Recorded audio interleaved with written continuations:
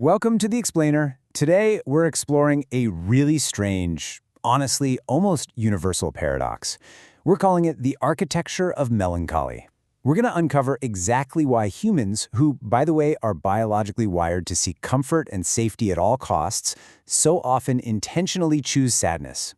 It's a fascinating mystery, and we're going to dive right into the mechanics of why we actually do this. Seriously, think about your own life for a second. Have you ever noticed something just completely counterintuitive about human nature? I mean, as a species, we're literally built to avoid suffering. We're supposed to run as far away from sadness as possible, right? It's a basic survival mechanism. And yet, sometimes you don't run from it. Sometimes you actively choose not to run. Why is that? Why on earth, despite all our hardwired biological programming, do we secretly love sadness? It's a profound mystery, isn't it? Why does sadness actually feel kind of comforting in certain moments? Just take a second and think about your own late-night habits, or those super quiet moments when you're completely alone. Instead of trying to distract yourself or, cheer yourself up, you lean right into the melancholy. Why does sad songs suddenly feel incredibly beautiful instead of painful when it's just you and your thoughts? Okay, let's dive into this. Because, let's be real, do any of these habits look familiar to you? We play these heartbreaking songs on repeat. We intentionally rewatch painfully sad memories in our heads.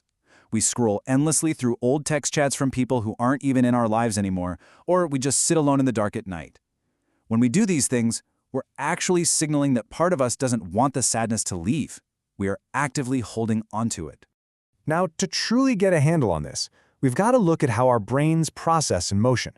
Most people just assume that sadness is the strict opposite of happiness, like black and white. But psychologically, it is so much more complicated than that. Sadness isn't always the enemy. In fact, sadness is often a really profound form of connection. It's a connection to your memories, to love, and, maybe most importantly, to parts of yourself that you absolutely refuse to lose. So, the crucial point is this. Pain proves attachment was real. Let's break down the logic of heartbreak for just a moment. Why does losing someone hurt so immensely? Well, it's because the pain is the undeniable proof of the value of that relationship. Think about it. If something or someone never mattered to you, their absence literally wouldn't hurt. Pain reveals value. Your brain fundamentally understands that the sadness you're feeling right now carries deep, undeniable meaning. And, this perfectly explains our totally unique relationship with sad music. I mean, why do millions of people stream heartbreaking songs to find comfort instead of, suffering? It starts when the music perfectly expresses an emotion that you might not be able to put into words yourself. Because of that external expression, you suddenly feel understood. You feel seen. That shared sadness makes you feel less alone, and that creates a powerful, powerful sense of relief. And relief, that ultimately feels deeply good. Now, let's contrast this internal, very human process with the modern world we actually live in. We are constantly, and I mean constantly, bombarded with this societal pressure to perform. We're told to be positive, stay strong, keep moving, good vibes only. This performative happiness is literally everywhere. But here's the thing. Humans don't just crave happiness. We deeply, deeply crave emotional authenticity. We want real feelings, real connection, real depth. Raw, unfiltered sadness rarely pretends. It's honest. And because it's honest, people just naturally trust it way more than forced positivity. And this brilliantly illustrates what happens when we try to act like machines. Real humans just do not work that way.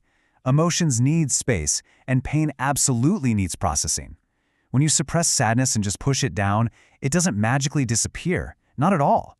Instead, it waits, and eventually it returns, usually even stronger. But when you finally allow yourself to just release it, after maybe holding everything inside for weeks, you experience this profound emotional healing.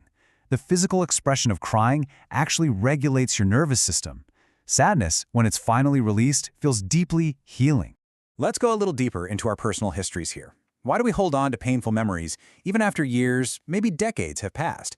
It's because letting go completely feels like losing something twice. Sometimes people hold on to pain because that specific pain is the absolute last remaining connection to someone or something that they loved. If they stop hurting, it feels like they're forgetting them. And as humans, we inherently fear forgetting. So we revisit the pain just to keep the memory alive. Which brings us to a very specific and honestly beautiful type of sadness, nostalgia. You can think of nostalgia as this beautiful but really painful reminder of something gone. Maybe it's your childhood, a past love, or even just old versions of yourself that you absolutely cannot return to. You're missing a time or a place that you're locked out of forever. It creates this wildly bittersweet mix of hope and grief, of love and loss. And strangely enough, this deeply, profoundly human feeling is something we actually love to experience. However, there's a darker truth we need to uncover about this whole dynamic. Sometimes, sadness becomes home. Some people actually become emotionally attached to sadness itself. And it's not because the sadness actually feels good, but because it feels familiar. If someone has lived with pain for years, their entire identity kind of adapts around that suffering. To their nervous system, which, remember, always prefers familiar patterns over unfamiliar ones, sudden happiness actually starts feeling suspicious. They subconsciously choose the pain simply because it's what they know. And when does this familiar pain usually show up? Usually, it's during the midnight silence. Why do our absolute deepest emotions almost always surface after midnight? Well, think about it. The distractions of the day completely disappear. There's no noise, there's no stimulation. It's literally just you and your thoughts. In that absolute silence, all the suppressed emotions from the day just rise up. The memories, the regrets, the longing, the loneliness, the truth. The night doesn't create the sadness, guys. The silence simply reveals it. Let's draw a quick parallel to storytelling here. Why do movies use sadness so powerfully? Because sadness creates true emotional depth. A story without any loss or stakes rarely feels meaningful to us.